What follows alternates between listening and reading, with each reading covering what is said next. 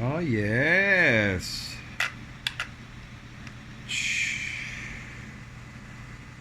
Got a high beam in there too. For some reason the turn indicators aren't working, but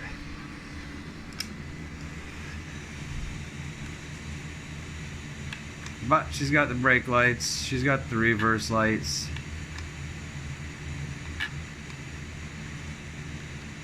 So yeah, she's all lit up. I don't got the bar under there lit up. That was a lot of work. So, and I got to get the fog lamps in the front there hooked up. I don't have them quite. I don't got them wired up yet, but all the electronics now for that live under the hood.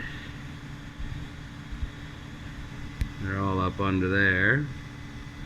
That's the Arduino and the receiver, capacitor for a glitch buster board that goes to the jumper board that goes underneath there, which is the motherboard, I guess, daughter board for hooking all the wiring for all the lights and everything.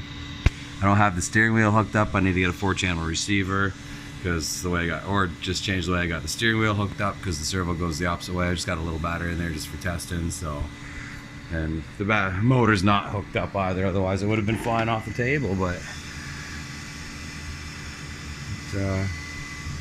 yeah, so I got the lights, I got the FPV. I added a little bit of accent color and stuff in there to make it look a little more realistic.